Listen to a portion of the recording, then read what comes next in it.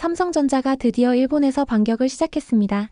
갤럭시 S25 그리고 폴드 7이 일본에서 판매 1위를 찍으면서 역대급 돌풍을 일으키고 있죠. 그런데 동시에 미국이 삼성전자 중국 공장에 장비 반입 제한을 걸어버렸습니다. 호재와 악재가 동시에 터진 상황. 삼성전자 주가 과연 어디로 갈까요? 오늘은 이 반도체 장비 제한 찐 악재일까?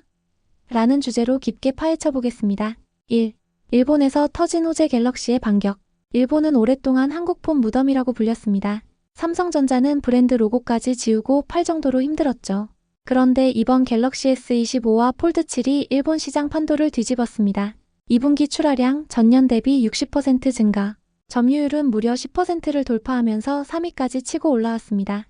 폴드 7은 출시 첫 주에 도코모 온라인숍 판매 1위, 북미에서도 사전 예약이 전작 대비 25% 이상 늘어났습니다. 이건 단순히 이벤트가 아닙니다. 삼성 스마트폰 사업이 다시 살아나고 있다는 확실한 시그널이에요.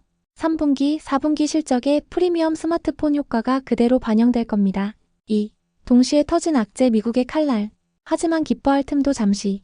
미국 정부가 삼성전자와 SK하이닉스 중국 공장에 대해 지금까지 유지해왔던 장비 반입, 예외 지위 밸러데이티드 엔드 유저 VU를 취소한다고 발표했습니다. 이게 무슨 뜻이냐?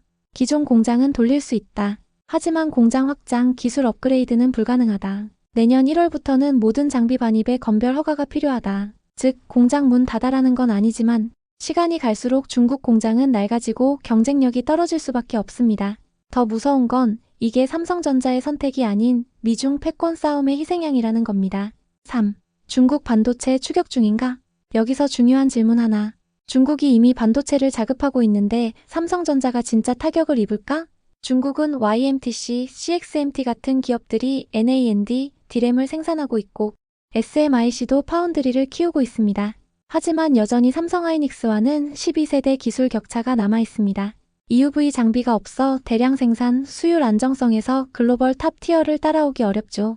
즉, 중국이 추격하고 있는 건 맞지만 삼성의 첨단 기술력까지 대체하기엔 아직 시간이 걸립니다.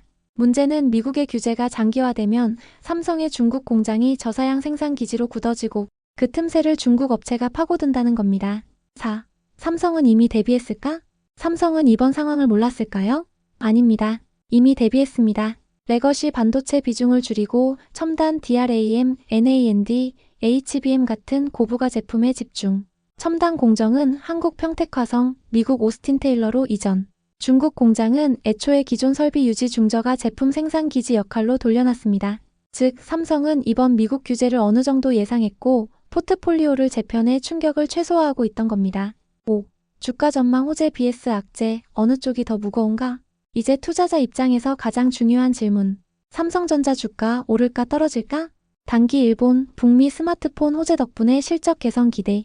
주가 반등 가능성 충분합니다. 장기 미국발 규제가 이어지면 중국 공장 경쟁력이 떨어지고 중국 고객 이탈 위험 증가, 주가 하방 압력이 커질 수 있습니다. 결국 단기 호재보다 장기 악재가 더 무겁게 작용할 가능성이 큽니다.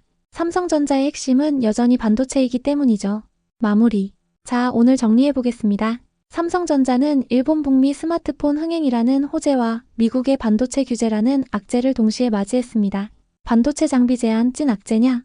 단기적으로는 아니다.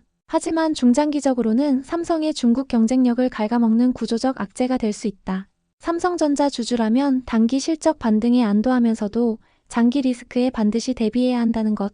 이게 오늘의 핵심 메시지입니다.